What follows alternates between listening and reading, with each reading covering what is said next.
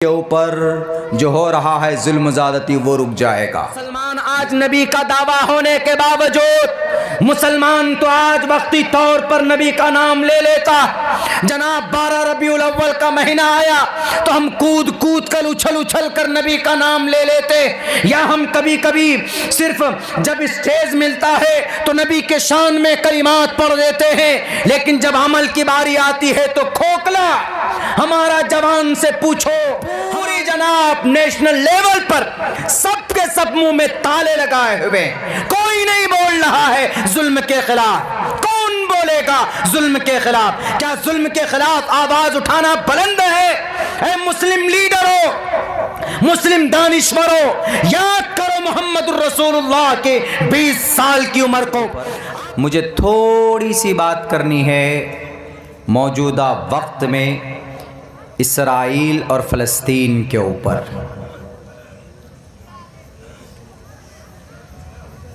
तकरीरें आपने सुनी हैं शाम से अभी तक, बहुत अच्छी बातें आपको सुनाई गई, कुरान और शरीयत की बताई गई, लेकिन मौजूदा वक्त में क्या चल रहा है, हम क्यों बात करना चाहते हैं? आप कहेंगे कि मौलाना क्या ज़रूरत है, तालीमी एक रोज़ा तालीमी बेदारी कॉन्फ्रेंस है, आप फ़लस्तीन की इसराइल की बात क्यों कर रहे हैं? क्या ज़रूरत है? ज़रूरत है वो इसलिए कि फ़लस्तीन बैतुल मक़दिस जहाँ पर है, वो बैतुल मक़दिस जिसका चर्चा और तज़किरा कुरान करीम के अंदर है। सुब्हानल्लज़ी असरा बिअब्दिही लैलन मिनल मस्जिदिल हराम इलल मस्जिदिल अक़सा।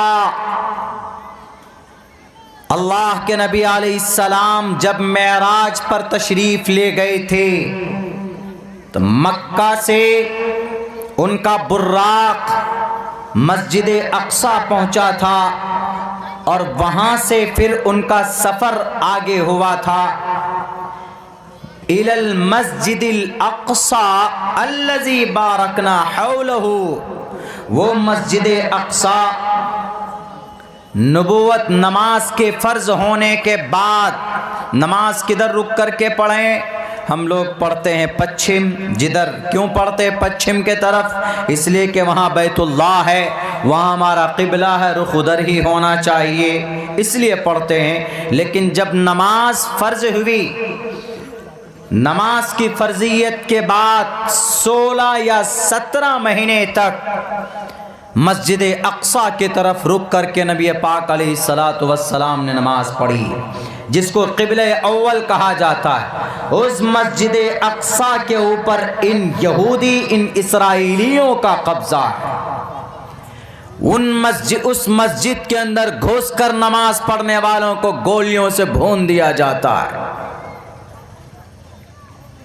कलिमा पढ़ने वाले हैं। फ़लस्तीन आधे से ज़्यादा अंबियाए किराम का मस्कन रहा है। वो फ़लस्तीन जहां पर बड़े बड़े नामवर अंबियाए किराम हज़रात रसूल का उनकी हिजरत की जगह रही है। वो फ़लस्तीन जिनकी अपनी ज़मीन और अपनी जगह थी, लेकिन इन यहूदियों ने, इसराइल ज़्यादा नहीं है, बहुत कम 50 से 60 लाख की तादाद इन यहूदियों की हो सकती है वहाँ पर इसराइल में। उन्होंने तकरीबन 80%, आप यूँ कहिए 90% ज़मीन पर फ़लस्तीनियों के इन्होंने कब्ज़ा कर रखा। इसराइलियों ने कब्ज़ा कर लिया ताकत के बलबूते पर। और आपको शायद नहीं मालूम, अभी एक दिन पहले मासूम छोटे छोटे बच्चों का इलाज चल रहा था। अभी जंग हो रही है वहाँ पर एक हॉस्पिटल में, उस पर एक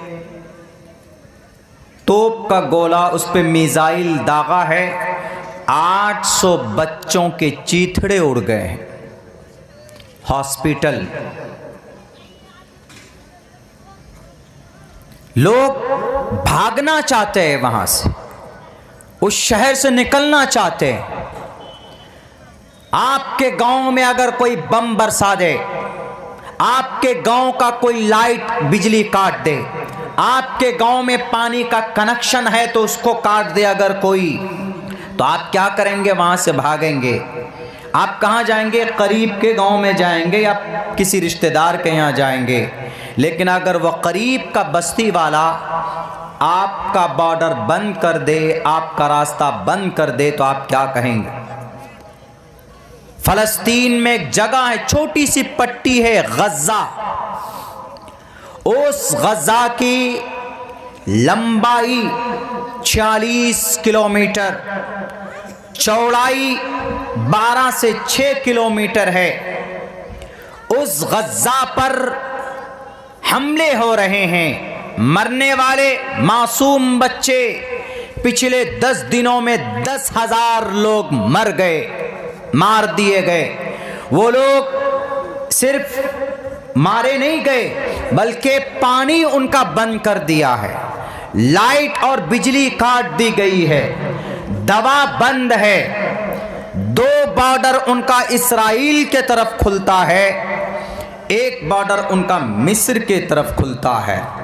कौन है मिस्र में? कलमा पढ़ने वाला एक मुस्लिम बादशाह बैठा है ना, मुस्लिम देश है ना, उनको बॉर्डर खोल देना चाहिए। क्या आओ गजा वालों, लाओ मासूम बच्चों को और औरतों को और बहनों को, हम तुमको पनाह देंगे।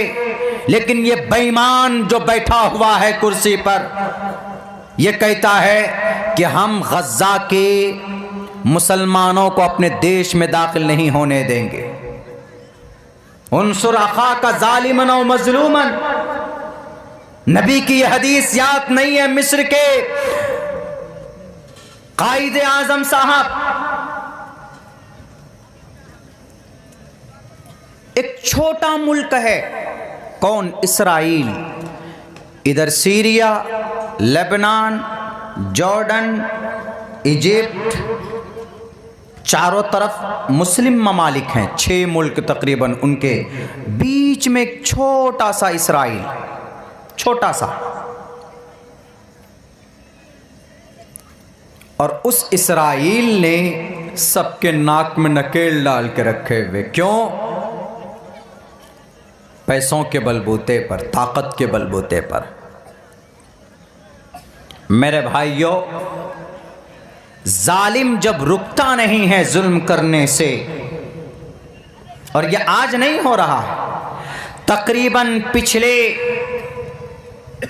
1947 से लेकर आज तक जंग जारी है उस फलस्तीन में। फलस्तीन को 2 हिस्सों में बांट दिया है, 2 हिस्सों में। सो नहीं पाते हैं लोग वहां पर, नमाज नहीं पढ़ पाते हैं वहां पर। आप न्यूज़ पढ़िए, आपको पता चलेगा। हम तो महफूज इलाके में हैं, लेकिन नहीं, वहां के मुसलमानों के लिए, फलस्तीनियों के लिए दुआ कीजिए। कम से कम दुआ में उनको याद रखिए। कम से कम वो जालिम, मेरे भारत के प्राइम मिनिस्टर साहब, आप अपना एक मंत्र पढ़ लेते जिसमें कहा गया तुवम तूर्य तरुष्यतः, तुवम तूर्य तरुष्यतः, तुम जालिमों के हाथ को तोड़ दो, उनके पंजों को मरोड़ दो। लेकिन नहीं, आप खड़े होते हैं वो जो तोप के गोले बरसाता है, जो मिसाइल दागता है मासूम निहत्थे बच्चों पर। हमारे नबी ने भी जंग की है, बल्कि 27 जंगों में। अर्रहीकुल मख्तूम सीरत की एक मजबूत किताब है, उस किताब के अंदर यह बात कही गई कि तकरीबन 27 जंग में प्रॉफेट मोहम्मद अलैहिस्सलातु वस्सलाम बनफ्स नफीस शरीक हुए, लेकिन आप अलैहिस्सलाम ने किसी बच्चे के गर्दन को, उसके किसी बच्चे के सर को उसके गर्दन से, उसके तन से जुदा नहीं किया। किसी माँ को बेवा नहीं बनाया, किसी बहन के आंचल को, उनके सर से दुपट्टे को नहीं हटाया। किसी बच्चे को यतीम नहीं बनाया इसराइल वालों। याद रखना, हजरत उमर फारूक के जमाने में तुमको मार मार कर भगाया गया था। गैरिल मग़ज़ूबि अलैहिम, तुम मजलूम मग़ज़ूब कौम हो। आज ताकत तुम्हारे पास है तो ये मत समझना कि अल्लाह कुछ नहीं देख रहा। वला तहसबन्नल्लाह, ये गुमान मत करना कि अल्लाह तुमको नहीं देख रहा है। अम्मा यामलुज़ ज़ालिमून, तुम्हारे एक एक जुल्म का हिसाब होगा और तुम्हारा नामो निशान जैसे हिटलर ने मिटाने की कोशिश की थी, तुम्हारी गलत साजिश की वजह से, तुम्हारी गलत प्रोपेगेंडे की वजह से। जालिम जब भी जुल्म करता है, जब उसका वक्त आता है खात्मे का, वैसे ही फड़फड़ाया करता है। मेरे भाइयों, कोई भी मुल्क, मुस्लिम मुल्क इसराइल के साथ खड़ा नहीं है। अल्लाह के नबी अलैहिस्सलातु वस्सलाम ने फरमाया, एक मुसलमान दूसरे मुसलमान का ऐसे है एक जिस्म के मानिंद। अल मुस्लिमु का जसदिन वाहिदिन, मुसलमान एक जिस्म के मानिंद है। मतलब कैसा इसका? टोटल मुसलमान जितने भी हैं, अरब का मुसलमान, फ्रांस का मुसलमान, ईरान का मुसलमान, सीरिया का मुसलमान, इजिप्ट यानी मिस्र का मुसलमान, जॉर्डन का मुसलमान, कोई भी मुसलमान हो, सब एक जिस्म के मानिंद हैं। सबका कुरान एक, अहकाम शरिया सबके लिए एक, अल्लाह के नबी के हदीस सबके लिए एक। ऐसा नहीं है कि ईरान का, फ्रांस का मुसलमान है तो इसके लिए 6 वक्त की नमाज का ऑर्डर, लीबिया का, सीरिया का मुसलमान है तो इनके लिए स्पेशल अलग अल्लाह के नबी की हदीस होगी। नहीं, सबके लिए एक। इस देश में भी, इस मुल्क में भी जितने भी मुसलमान किसी भी बिरादरी से हो, किसी भी खानदान से हो, आपके सीमांचल में सबसे बड़ी आबादी मुसलमानों की, अगर किसी खानदान और किसी शेर शाह बिरादरी की सबसे बड़ी तादाद सीमांचल में, ये किशनगंज, अररिया, पूर्णिया, कटिहार, मुझे ये आंकड़ा मालूम है। शेरशाहबादी बिरादरी और उधर चले जाएंगे किशनगंज के तरफ सुरजापुरी बिरादरी, हमारे जोकी साइड में जाएंगे खुट्ठा जिसको कुलिया बोलते हैं, और दूसरी तरफ कहीं जाएंगे, कहीं शेख है, कहीं अंसारी है, कहीं सैयद है। लेकिन इसका ये मतलब नहीं you are Syed, you are different, you are respectable more than other community. No, Allah के सामने में मकाम मर्तबा आपके अमल से पहचाना जाता है। ऐसा नहीं कि हम अगर पठान है तो I am a Pathan, therefore we should call to king, हमें बादशाह कहो, ऐसा नहीं है। जितने भी मुसलमान हैं दुनिया में एक जिस्म के मानिंद। क्यों ये तशबीह दी अल्लाह के नबी ने, एक जिस्म के मानिंद? इसलिए समझाने के लिए कि जैसे जिस्म में, आपके हाथ में, आपके पैर में, आपके किसी अज़्म में अगर ज़र्रा बराबर कट लग जाए, थोड़ी सी तकलीफ पूरे बदन को होती है। आपका पैर कट जाए तो आप पूरे बॉडी को लंगड़ा लंगड़ा के चलते हैं। क्यों? आपके पैर में नुकसान हुआ है, ज़ख़म हुआ है, लेकिन आपका पूरा बदन बेचैन है। जस्ट लाइक दैट, सेम इसी तरीके पर अगर फ़लस्तीन के मुसलमानों पर जुल्म ढाया जा रहा है, वहाँ के मासूम, निहत्थे, लाचार, बेबस मुसलमानों के घरों में जनाब मिसाइल दागे जा रहे हैं, वहाँ के हॉस्पिटल को टारगेट किया जा रहा है, तो फ़लस्तीन वाले तो दर्द महसूस करते हैं। पूरी दुनिया के मुसलमानों को दर्द महसूस करना चाहिए, चाहे वो इंडिया का मुसलमान हो, चाहे वो बांग्लादेश का हो, श्रीलंका का हो, लेबनान का हो, सीरिया का हो, कि ईरान का हो, कि इराक का हो, कि जॉर्डन का हो, कि यूक्रेन का हो, कि स्पेन का हो, कि अंदलुस का हो, कि वेस्ट इंडीज का हो, कि श्रीलंका का हो, कहीं का भी मुसलमान हो, आवाज बुलंद करना चाहिए। लेकिन फलस्तीन में इसराइल का जो नंगा नाच है, उनके नंगा नाच के खिलाफ पूरी दुनिया के इंसानों को आवाज बुलंद करनी चाहिए। अगर फलस्तीन का मुसलमान अपनी जमीन को बचाने के लिए, अपनी जान की रक्षा के लिए अगर सर पे कफन बांधकर मैदान में निकले हैं तो उनको आतंकवाद नहीं कहा जा सकता। मीडिया वालों, अगर इसराइल बम बरसाकर अपने आप को सुपर पावर कहलवा सकता है तो फलस्तीन अपनी मुल्क और जान की हिफाजत करने के लिए, तलवार उठाने के लिए उनको आतंकवाद नहीं कहा जा सकता। पूछो, अगर बम फेंकना आतंकवाद है तो कहो मुल्क अमेरिका को कि तुम आतंकवाद हो इसलिए कि अफगानिस्तान में हजारों लाखों मुसलमानों के खून से उसके हाथ रंगे हुए। जब उन्होंने बम की बरसात की अफगानिस्तान में, किसी ने कहा कि अमेरिका आतंकवाद है। जब इराक की ईंट से ईंट बजा दी, किसी ने कहा कि अमेरिका आतंकवाद है। जब सीरिया और जनाब चेचेनिया, बोस्निया के ऊपर वहां के मासूम के खून से पानियों के तरह बहाया था, वहां के मासूम मुसलमानों के खून को, किसी ने कहा था कि तुम आतंकवाद हो। तो इन फलस्तीनी जो अपनी इज्जत के लिए, अपनी जान के लिए, अपनी जमीन के लिए मुकाबला कर रहे हैं, इन जालिम दज्जाल के दोस्त इसराइलियों से, इन यहूदियों से, तो उनको आतंकवाद नहीं कहा जा सकता, बल्कि वह अपने देश की रक्षा के लिए लड़ रहे हैं तो वह मुजाहिद हैं, मुजाहिद। वाइदुलहुम मस्ततातुम मिन कुव्वा व मिन रिबातिल खैल तुरहिबून बिही अदुव्वल्लाह। अल्लाह का फरमान है, अरब अल्लाह का फरमान है मुस्लिम कंट्रीज के लोगों कि अपने पास भी कुछ रखो, तुम गुलामी मत करो इसराइल की।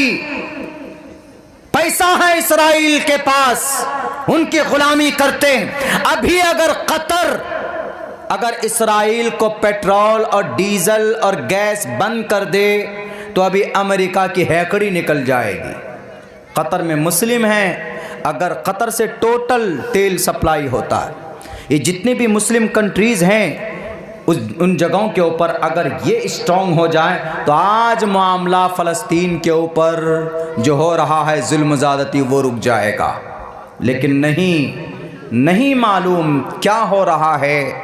आपस में मुख्तलिफ हैं लोग, और जब लोग मुख्तलिफ हो जाते हैं, जब लोग मुंतशिर हो जाते हैं तो फिर अल्लाह के तरफ से मदद नहीं आती। ये ज़ाब्ता है। हमारे भारत के अंदर देख लीजिए मुसलमान कितने गिरोहों में हैं।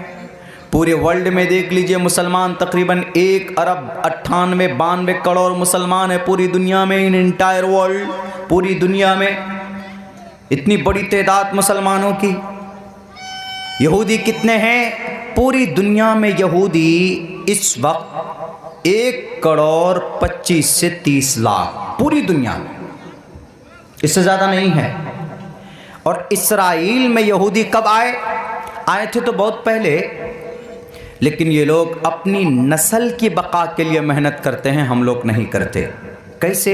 ये इसराइल 1947 में बाज़ाब्ता इनके देश की मान्यता मिली, और ये फ़ाइट कब से कर रहे हैं वहाँ पे इसराइल को बसाने की? 1914 और 15 से तकरीबन, अब से तकरीबन 100-125 साल पहले।